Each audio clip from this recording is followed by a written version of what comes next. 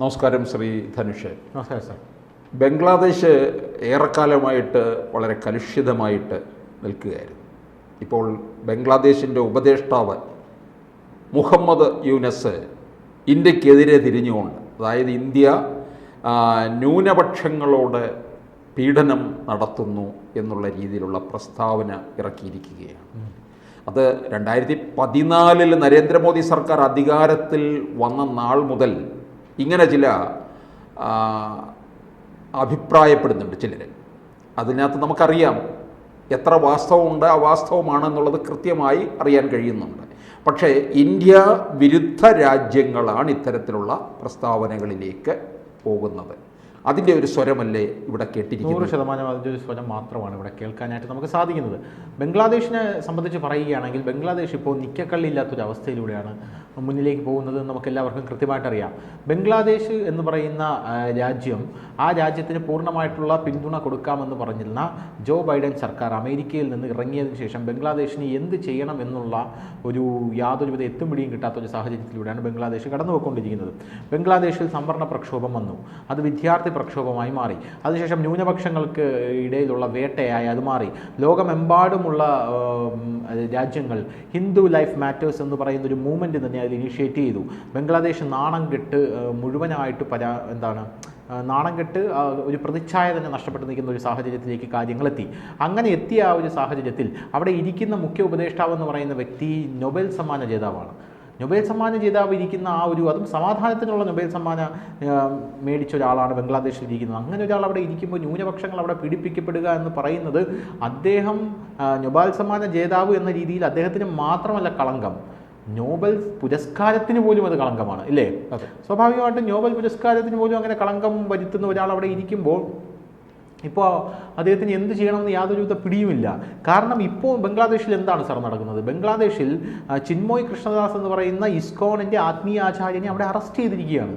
Arrest ചെയ്ത് ഇസ്കോണിൻ്റെ ആത്മീയാചാര്യനെ ജയിലിലടച്ചിരിക്കുകയാണ്. ഇസ്കോണിൻ്റെ ആത്മീയാചാര്യൻ ജയിലിൽ പട്ടിണി കിടക്കുകയാണെന്നാണ് അറിയാനായിട്ട് സാധിച്ചത്. കാരണം അവർക്ക് ചില ചിട്ടവട്ടങ്ങളും കാര്യങ്ങളൊക്കെ ഉണ്ട് ഭക്ഷണത്തിനൊക്കെ. ഉള്ളി, വെളുത്തുള്ളി അങ്ങനെയുള്ള കാര്യങ്ങളൊന്നും അവർ ഭക്ഷിക്കില്ല. അങ്ങനെ അതില്ലാത്ത സാത്വികമായിട്ടുള്ള ഭക്ഷണങ്ങളാണ് അവർ കഴിക്കുന്നത്. അത് അവരുടെ കൈകൊണ്ട് തന്നെ ഉണ്ടാക്കി കഴിക്കുമെന്നുള്ള ചിട്ടയിലൂടെയാണ് അവർ മുന്നോട്ട് പോയിക്കൊണ്ടിരിക്കുന്നത്. വേറെ ആർക്കും യാതൊരുവിധ ദ്രോഹവും ചെയ്യാതെ പോകുന്ന ഒരു സംഘടനയാണ് ഇൻ്റർനാഷണൽ കൃഷ്ണ കോൺഷ്യസ്നസ് സംഘടനയാണ് ഇസ്കോൺ എന്ന് പറയുന്നത്. അപ്പോൾ ഈ സംഘടന ആത്മീയാചാര്യനെ അവിടെ തുറുങ്കിലടച്ചപ്പോൾ വലിയ രീതിയിലുള്ള പ്രതിഷേധം ലോകമെമ്പാടുമുള്ള ഇസ്കോൺ കേന്ദ്രങ്ങളിലും ലോകമെമ്പാടുമുള്ള ചില സർക്കാരുകളെല്ലാം ഇതിനെതിരെ സ്വരം ഉയർത്തിയിട്ടുണ്ട്. പ്രധാനമായിട്ടും ഇന്ത്യയാണ് സ്വരം ഉയർത്തിയത്. ഇന്ത്യ പറയുന്നത് ഇത് അത്യധികം അപലപനീയമാണ്, ഇങ്ങനൊരു വിഷയം നടക്കാനേ പാടില്ലാത്തതായിരുന്നു, ബംഗ്ലാദേശ് മര്യാദ കാണിക്കണമെന്ന് ശക്തമായ സ്വരത്തിലാണ് ഇന്ത്യ ശബ്ദമുയർത്തിയത്. എന്നിട്ട് പോലും അവിടെയുള്ള ഇസ്കോണിലെ ആത്മീയാചാര്യനെ ഇതുവരെ പുറത്തു വിട്ടിട്ടില്ല. ധാക്ക കോടതി അദ്ദേഹത്തിന് ജാമ്യം നിഷേധിക്കുകയാണ്. രണ്ടാമത്തെ കാര്യം, ഇസ്കോൺ എന്ന് പറയുന്ന സംഘടന ബംഗ്ലാദേശിൽ നിരോധിക്കണമെന്ന് പറഞ്ഞ് അവിടെ വലിയ രീതിയിലുള്ള പ്രക്ഷോഭം നടക്കുന്നു. പോരാത്തതിന് അവിടെ ഇസ്കോൺ നിരോധിക്കാനുള്ള ഹർജി വീണ്ടും ധാക്ക കോടതിയിൽ എത്തിയിരിക്കുകയാണ്. ധാക്ക കോടതി ഇസ്കോൺ അവിടെ നിരോധിച്ചാലും യാതൊരുവിധ അത്ഭുതവുമില്ല. കാരണം ഇസ്കോൺ എന്ന് പറഞ്ഞ സംഘടനയെ നിരോധിച്ചിട്ട് ജമാഅത്തെ ഇസ്ലാമിയുടെ ഭീകരവാദികളെ മുഴുവൻ തുറന്നുവിടുന്ന സമീപനമാണ് ഇപ്പോൾ ബംഗ്ലാദേശിൽ എടുത്തുകൊണ്ടിരിക്കുന്നത്, നമുക്ക് എല്ലാവർക്കും അറിയാം. അപ്പോൾ ഇങ്ങനത്തെ ഒരു സാഹചര്യത്തിൽ ബംഗ്ലാദേശിൻ്റെ മുഖ്യ ഉപദേഷ്ടാവായിട്ടുള്ള യൂനിസ് പൂർണ്ണമായിട്ടും പ്രതിരോധത്തിലായിരിക്കുകയാണ്. പോരാത്തതിന് അമേരിക്കയിലെ ജോ ബൈഡൻ സർക്കാരുമായി ട്രംപ് വന്നിരിക്കുകയാണ്. ട്രംപ് കൂടെ വന്ന സാഹചര്യത്തിൽ ട്രംപിനെ നമുക്കറിയാം 2016 ട്രംപ് അധികാരത്തിലേറുമ്പോൾ ട്രംപിനെ ഏറ്റവും കൂടുതൽ വിമർശിച്ചത് അന്നത്തെ നോബൽ സമ്മാന ജേതാവായിട്ടുള്ള മുഹമ്മദ് യൂനിസാണ്. അന്ന് യൂനിസ് സ്വപ്നത്തിൽ പോലും വിചാരിച്ച് കാണില്ല ബംഗ്ലാദേശിൽ ഞാൻ ഒരു ഉപദേഷ്ടാവായിട്ടോ അല്ലെങ്കിൽ പ്രധാനമന്ത്രി പദത്തിന് തത്തുല്യമായ ഒരു പദവി അലങ്കരിക്കാനായിട്ട് ഞാൻ ബംഗ്ലാദേശിൽ എത്തുമെന്ന് അദ്ദേഹം സ്വപ്നത്തിൽ പോലും വിചാരിച്ച് കാണില്ല. അപ്പോൾ സ്വാഭാവികമായിട്ടും ട്രംപ് അന്ന് മുതലേ മുഹമ്മദ് യൂനിസിനെ നോട്ടമിട്ടിരുന്നു. അപ്പോൾ ട്രംപിന് ഇപ്പോൾ ഒരു അവസരം കൃത്യമായിട്ട് വന്നിരിക്കുകയാണ്. ട്രംപ് ഇന്ത്യയുടെ അടുത്ത സുഹൃത്താണ്. ബംഗ്ലാദേശിൽ ഇനി ഷേഖ് ഹസീന തിരിച്ച് പ്രധാനമന്ത്രിയായി വന്നാലും യാതൊരുവിധ അത്ഭുതവും സംഭവിക്കാനില്ല എന്നുള്ളതാണ് ഇപ്പോൾ പല രാഷ്ട്രീയ നിരീക്ഷകരും പറഞ്ഞുകൊണ്ടിരിക്കുന്നത്. അതിനിടയിലാണ് മുഹമ്മദ് യൂനിസ് ഇന്ത്യയിലേക്ക് നോക്കിക്കൊണ്ട് ഇന്ത്യയിലെ ന്യൂനപക്ഷങ്ങൾ പീഡിപ്പിക്കപ്പെടുകയാണ്, ഇന്ത്യക്ക് ന്യൂനപക്ഷങ്ങളുടെ കാര്യത്തിൽ ഇരട്ടത്താപ്പാണെന്നാണ് പറയുന്നത്. കാരണം ഇവിടെ ബംഗ്ലാദേശിലെ ന്യൂനപക്ഷങ്ങൾക്കായി ഇന്ത്യ ശബ്ദമുയർത്തുമ്പോൾ ഇന്ത്യയിലെ ന്യൂനപക്ഷങ്ങൾ അവിടെ സുരക്ഷിതരാണോ എന്ന് നിങ്ങൾ നോക്കൂ എന്നാണ് യഥാർത്ഥത്തിൽ ബംഗ്ലാദേശ് പറയുന്നത്. സത്യം പറഞ്ഞാൽ ഇന്ത്യയിലെ ന്യൂനപക്ഷങ്ങൾക്ക് എന്താണ് ഇവിടെ കുഴപ്പം എന്നുള്ളൊരു കാര്യം നമ്മൾ അറിയണമെങ്കിൽ നമ്മൾ ബംഗ്ലാദേശിലെയും പാകിസ്ഥാനിലെയും സൗദി അറേബ്യയിലെയും ഇറാഖിലെയും ഇറാനിലെയും ഫലസ്തീനിലെയും പിന്നെ സിറിയയിലെയും യമനിലെയും സകല ഇസ്ലാമിക രാഷ്ട്രങ്ങളിലെ ന്യൂനപക്ഷങ്ങളോട് ചോദിക്കണം, നിങ്ങൾക്കവിടെ സുഖമാണോ എന്ന്. അപ്പോൾ അവർ പറയും അവരവിടെ അനുഭവിക്കുന്ന പീഡനങ്ങൾ. ഇവിടുത്തെ ന്യൂനപക്ഷത്തിന് എന്താണ് അപ്പോൾ കുഴപ്പം എന്നുള്ളൊരു കാര്യം അപ്പോൾ നമുക്ക് മനസ്സിലാവും. ഇവിടുത്തെ ന്യൂനപക്ഷങ്ങൾക്ക് അവരുടെ മതസ്വാതന്ത്ര്യമുണ്ട്, അവർക്ക് മതം പ്രചരിപ്പിക്കാനുള്ള സ്വാതന്ത്ര്യമുണ്ട്, അഭിപ്രായ സ്വാതന്ത്ര്യമുണ്ട്. ആകപ്പാടെ നരേന്ദ്രമോദി സർക്കാർ പറയുന്ന ഒരു കാര്യമെന്ന് പറയുന്നത്, കേന്ദ്ര സർക്കാർ പറയുന്ന ഒരു കാര്യമെന്ന് പറയുന്നത്, നിങ്ങൾ രാജ്യത്തിനെതിരെ പ്രവർത്തിക്കാതിരിക്കുക എന്നുള്ളത് മാത്രമാണ്. രാജ്യത്തിനെതിരെ പ്രവർത്തിക്കാതിരിക്കുക എന്നുള്ളത് മാത്രമാണ്. അതാണ് രാജ്യത്തിനെതിരെ പ്രവർത്തിക്കുന്ന ന്യൂനപക്ഷങ്ങളിലെ മതമൗലികവാദികളെ സ്വാഭാവികമായിട്ടും വിഘടനവാദികളെ സ്വാഭാവികമായിട്ടും എല്ലാ രാജ്യങ്ങളും കൈകാര്യം ചെയ്യുന്നുണ്ട്, ഇല്ലേ? എല്ലാ രാജ്യങ്ങളും കൈകാര്യം ചെയ്യുന്നുണ്ട്. ആ എല്ലാ രാജ്യങ്ങളും കൈകാര്യം ചെയ്യുന്ന കൂട്ടത്തിൽ ഇന്ത്യ ഇതുവരെ കൈകാര്യം ചെയ്തിരുന്നില്ല. അതെല്ലാം സഹിച്ചും ക്ഷമിച്ചും കഴിയുകയായിരുന്നു. പക്ഷേ നമ്മുടെ രാജ്യം തന്നെ വിഘടിച്ചു പോകും എന്നുള്ളൊരു കാര്യം വന്നപ്പോൾ പിന്നെ നമുക്ക് വേറെ നിവൃത്തിയില്ല. അതുകൊണ്ട് നമ്മൾ അവരെ കൈകാര്യം ചെയ്യുന്നു, മതമൗലികവാദികളെ. കാശ്മീരിൽ എന്താണ് സംഭവിച്ചത്? കാശ്മീരിൽ 370 ആർട്ടിക്കിൾ റദ്ദാക്കുമ്പോൾ അത് വേണമായിരുന്നോ വേണ്ടായിരുന്നോ എന്നൊരു ഇന്ത്യക്കാരനോട് ചോദിച്ചാൽ ഇവിടെയുള്ള മുസ്ലിങ്ങൾ പറയും അത് വേണമായിരുന്നു എന്ന് പറയും, ഇല്ലേ? ഏകീകൃത സിവിൽ കോഡ് അത് വേണമോ വേണ്ടയോ എന്ന് ചോദിച്ചാൽ ഇവിടെയുള്ള മുസ്ലിങ്ങളോട് പറയും, ചോദിച്ചാൽ നിഷ്പക്ഷരായിട്ടുള്ള മുസ്ലിങ്ങളോട് വേണമെന്ന് പറയും. കാരണം അതുകൊണ്ട് അവർ ഒരുപാട് പീഡനങ്ങൾ അനുഭവിക്കുന്നുണ്ട്. ഇവിടെയുള്ള സ്വത്ത് സംബന്ധപ്പെട്ടതായിരുന്നാലും കല്യാണ വിവാഹ സംബന്ധപ്പെട്ടതായിരുന്നാലും എല്ലാം. മുത്തലാഖ് ഇവിടെ വേണമോ വേണ്ടയോ എന്ന് ചോദിച്ചു കഴിഞ്ഞാൽ ഇവിടെയുള്ള മുസ്ലിം സ്ത്രീകൾ അത് വേണമെന്ന് പറയുമോ വേണ്ടെന്ന് പറയുമോ? വേണ്ടാന്ന് തന്നെ പറയും.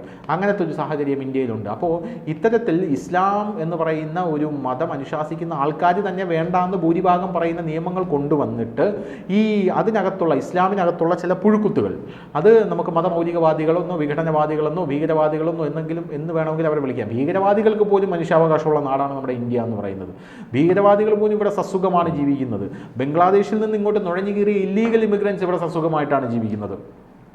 ഇവരുണ്ടാക്കുന്ന പ്രശ്നത്തിൽ മേൽ കേന്ദ്ര സർക്കാർ എടുക്കുന്ന നടപടികളല്ലാതെ കേന്ദ്രം ഇവർക്ക് മേൽ അടിച്ചേൽപ്പിച്ച എന്തെങ്കിലും ഒരു കാര്യം നമുക്ക് പറയാനായിട്ട് സാധിക്കുമോ?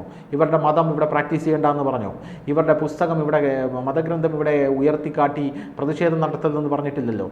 ഇവരുടെ എന്താ പറയുക, മതഗ്രന്ഥം പഠിക്കരുതെന്ന് പറഞ്ഞിട്ടില്ലല്ലോ. ഇവരുടെ മതം പഠിക്കരുത് എന്ന് കേന്ദ്ര സർക്കാർ പറഞ്ഞിട്ടില്ലല്ലോ. മദ്രസകളെ അടക്കം പറഞ്ഞിട്ടുള്ള കാര്യം എന്ന് പറയുന്നത് അവിടുത്തെ മദ്രസ ബോർഡുകൾക്ക് നൽകുന്ന ഫണ്ട് അത് ജനാധിപത്യ രാജ്യത്തിന് ഭൂഷണമല്ല എന്നുള്ളത് കൊണ്ടാണ്. ഒരു മതരാജ്യത്തിന് ഭൂഷണമാണ്. ഇവർ തന്നെയാണ് 24 മണിക്കൂറും ഇത് ഇന്ത്യ ജനാധിപത്യ രാജ്യമാണ് മതരാജ്യമല്ല എന്ന് പറയുന്നത്. അങ്ങനെയുള്ള ജനാധിപത്യ രാജ്യത്തിന് ഒരു മതസ്ഥാപനത്തിന് എന്തിനാണ് നമ്മൾ പൈസ കൊടുക്കുന്നത് എന്നൊരു ചോദ്യം ഉണ്ടല്ലോ. അപ്പോൾ അങ്ങനെ ഇരിക്കുന്നൊരു സാഹചര്യത്തിൽ എന്തിനാണ് നമ്മൾ ഇതൊക്കെ ചെയ്യുന്നത് എന്നുള്ളത് നമ്മൾ നിരീക്ഷിച്ചു കഴിഞ്ഞാൽ അതിൽ ഇവിടെയുള്ള ന്യൂനപക്ഷങ്ങളെല്ലാം സംതൃപ്തരാണെന്ന് നമുക്ക് കൃത്യവും വ്യക്തവുമായിട്ട് മനസ്സിലാകും. സംതൃപ്തരല്ലാത്ത ന്യൂനപക്ഷങ്ങൾ മതമൗലികവാദികളാണ് എന്നുള്ള കാര്യത്തിൽ തർക്കമില്ല. അല്ലെങ്കിൽ അവരുടെ തലയിലേക്ക് അത് ഇഞ്ചക്ട് ചെയ്ത് വയ്ക്കുന്ന ചില ക്ഷുദ്രശക്തികൾ നമ്മുടെ രാജ്യത്ത് പ്രവർത്തിക്കുന്നുണ്ട്. ഉദാഹരണത്തിന് സക്കീർ നായിക്കിനെ പോലെയുള്ള ആൾക്കാർ. സക്കീർ നായിക്ക് മലേഷ്യയിൽ നിന്ന് പറയുന്ന കാര്യങ്ങളെല്ലാം ഇവിടെയുള്ള പല ആൾക്കാരെ സ്വാധീനിക്കുന്നുണ്ടെന്നുള്ള കാര്യത്തിൽ തർക്കമില്ല. അങ്ങനെ അത് സ്വാധീനിച്ച് ഏലത്തൂർ ട്രെയിനിൽ വന്ന് തീ വയ്ക്കാൻ ഒരുത്തൻ വന്നു കഴിഞ്ഞാൽ അവനെ നമ്മൾ ന്യൂനപക്ഷമാണ് എന്ന് പറഞ്ഞതുകൊണ്ട് നമ്മൾ വെറുതെ മിണ്ടാതിരിക്കണം. അവൻ ന്യൂനപക്ഷമാണ്, അതുകൊണ്ട് അവനെ ഒന്നും ചെയ്യാൻ പാടില്ല എന്ന് പറഞ്ഞ് നമ്മൾ മിണ്ടായിരിക്കേണ്ട സാഹചര്യം ഇല്ലല്ലോ. അയാൾക്ക് വേണ്ട ശിക്ഷ കൊടുക്കേണ്ടി വരും. അതേസമയം ബംഗ്ലാദേശിൽ എന്താണ് നടക്കുന്നത്? അവിടെ ന്യൂനപക്ഷങ്ങളെ വീട്ടിൽ കയറി പീഡിപ്പിക്കുന്നു. ഹിന്ദു സ്ത്രീകളെ വീട്ടിൽ കയറി ബലാത്സംഗം ചെയ്യുന്നു. ഇവിടെ ആരെയാണ് വീട്ടിൽ കയറി ബലാത്സംഗം ചെയ്യുന്നത്? മുസ്ലിങ്ങളായിട്ടുള്ള ആരെങ്കിലും വീട്ടിൽ കയറി ആരെങ്കിലും പ്രതിപക്ഷം പറഞ്ഞു വരുത്തുന്നതാണ്. പിന്നെ രണ്ടാമത്തെ കാര്യം എന്ന് പറയുന്നത് അവിടെ ന്യൂനപക്ഷങ്ങൾക്ക് പുനരധിവാസം, ഫ്ലഡ് റിലീഫ്, അതായത് അവിടെ പ്രളയം വന്നപ്പോൾ ഫ്ലഡ് റിലീഫ് കൊടുത്തത് എങ്ങനെയാണെന്ന് അറിയാമോ? നിങ്ങൾ മുസ്ലിമായിട്ട് മതം മാറിയില്ലെങ്കിൽ നിങ്ങൾക്ക് റിലീഫ് തരില്ല എന്ന് പറയുന്നു. നമ്മുടെ നാട്ടിൽ എത്ര പ്രളയം വന്നു? നമ്മുടെ നാട്ടിലുള്ള ഏതെങ്കിലും ഒരു ന്യൂനപക്ഷത്തിനോട് ഇവിടെയുള്ള ഏതെങ്കിലും ഒരു ഭൂരിപക്ഷത്തിലുള്ള ആൾക്കാരോ ഭരണാധികാരികളോ പറഞ്ഞിട്ടുണ്ടോ നിങ്ങൾ ഇന്ന മതത്തിലേക്ക് മാറൂ എന്ന് പറഞ്ഞിട്ടുണ്ടോ? ഇല്ല. അങ്ങനെ പറഞ്ഞിട്ടില്ല എന്ന് മാത്രമല്ല, ന്യൂനപക്ഷമായി നിൽക്കുന്ന ആൾക്കാർക്ക് സംവരണം കൂടെ അനുവദിക്കുന്ന ഒരു നാടാണ് നമ്മുടെ നാടെന്ന് പറയുന്നത്. അപ്പോൾ അങ്ങനെയുള്ളൊരു നാടിനെ നോക്കിയിട്ടാണ് മുഹമ്മദ് യൂനിസ് പറയുന്നത് എന്താണ്, ഇവിടെ ന്യൂനപക്ഷങ്ങൾക്ക് യാതൊരുവിധ പ്രൊട്ടക്ഷനുമില്ല എന്ന്. യൂനിസിൻ്റെ ഏകദേശം കാര്യത്തിൽ തീരുമാനമായി എന്നുള്ളതാണ് നമുക്കിതിൽ നിന്ന് മനസ്സിലാക്കാൻ. കാരണം ട്രംപ് ജനുവരി 20 അധികാരത്തിലേറി കഴിഞ്ഞാൽ ബംഗ്ലാദേശിലേക്ക് ഷെയ്ഖ് ഹസീന തിരിച്ചു വന്നാലും യാതൊരുവിധ ഒരു അത്ഭുതവും നമുക്ക് തോന്നേണ്ട കാര്യമില്ല. ഞാൻ നേരത്തെ പറഞ്ഞതുപോലെ ബംഗ്ലാദേശിൽ അമേരിക്കയ്ക്ക് ചില താല്പര്യങ്ങളുണ്ട്. അമേരിക്കയ്ക്ക് മാത്രമല്ല, അമേരിക്കയ്ക്കകത്തുള്ള ഈ പവർ കോറിഡോറിൽ വിരാജിക്കുന്ന ഡീപ് സ്റ്റേറ്റ് എന്ന പേരുള്ള ചില അവിടെയുള്ള മിലിറ്ററിയെ നിയന്ത്രിക്കുന്ന, അവിടെയുള്ള മെഡിക്കൽ മാഫിയെ നിയന്ത്രിക്കുന്ന, വലിയ വലിയ സാമ്പത്തികമായിട്ടുള്ള സ്രോതസ്സുകളെല്ലാം തുറന്നിട്ടിരിക്കുന്ന പല ആൾക്കാരുണ്ടല്ലോ, അവരെല്ലാം കൂടെ ചേർന്നാണ് ഡീപ്പ് സ്റ്റേറ്റ് എന്ന് പറയുന്നത്. അങ്ങനെയുള്ള ആൾക്കാർക്ക് ബംഗ്ലാദേശിൽ ഇന്ത്യയിൽ പല താല്പര്യങ്ങളുണ്ട്. അത് നടക്കാത്തത് കൊണ്ട് ഇന്ത്യക്ക് ചുറ്റുമുള്ള അതിർത്തി പ്രദേശങ്ങളും അതിർത്തിയിലുള്ള സകല രാജ്യങ്ങളും അവർ അശാന്തമാക്കിക്കൊണ്ടിരിക്കുകയാണ്. അതിൽ വഴി ഇന്ത്യയിലേക്ക് ഒരു അശാന്തി പടർത്താൻ കഴിയുമെന്നാണ് അവർ നോക്കുന്നത്. എന്തായിരുന്നാലും യൂനിസിൻ്റെ ഈ ഒരു അടവും ഭരിക്കാൻ പോകുന്നില്ല എന്നുള്ളതാണ് ഏറ്റവും അവസാനമായി പറയാനുള്ളത്.